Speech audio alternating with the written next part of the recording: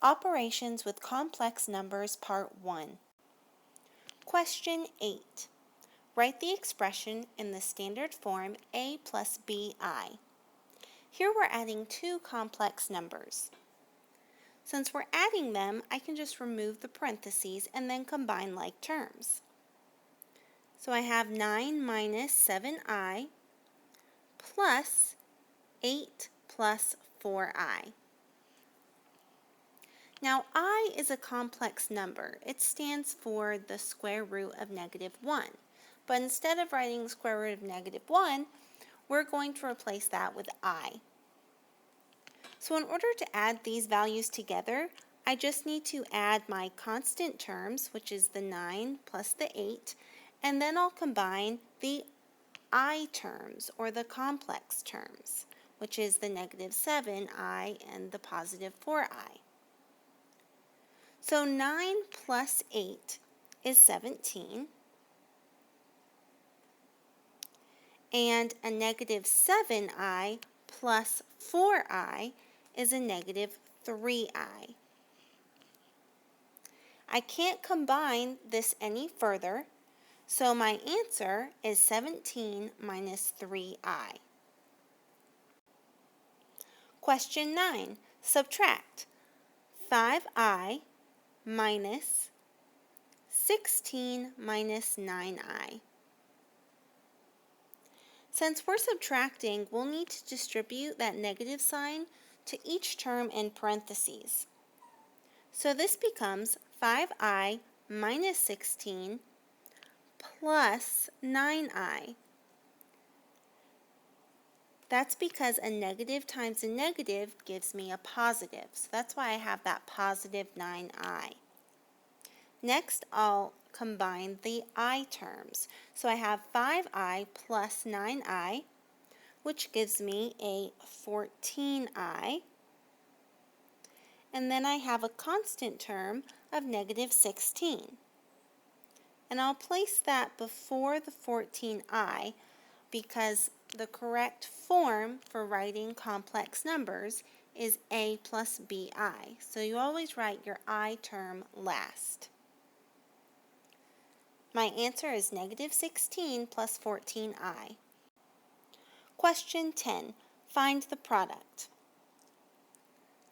5 minus 7i times 4 minus 8i. Here we have two binomial expressions, and I'm multiplying them together. When I have something that looks like this, I want to use the FOIL method.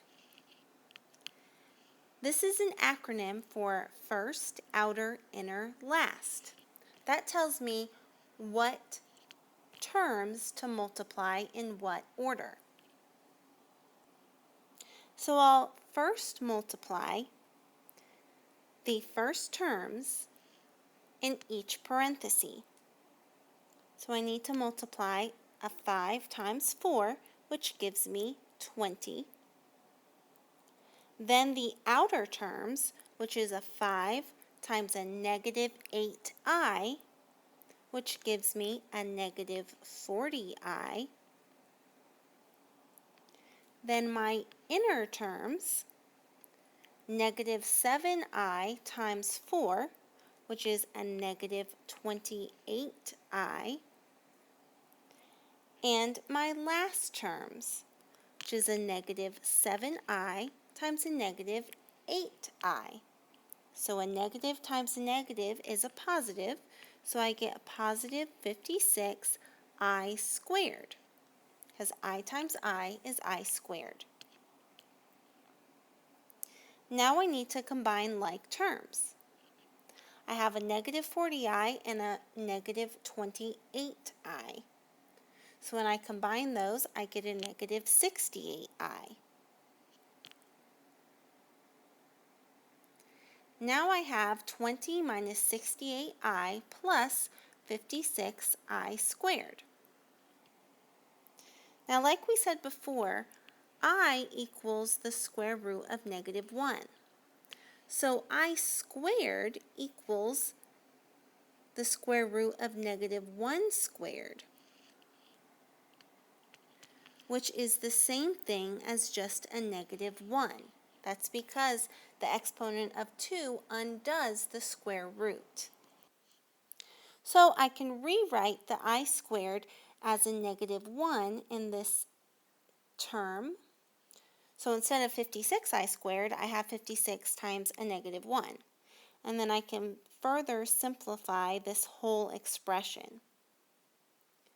So 56 times negative 1 is negative 56. So this becomes a minus 56. And now I can combine like terms by combining the 20 and the negative 56. So 20 minus 56 is a negative 36.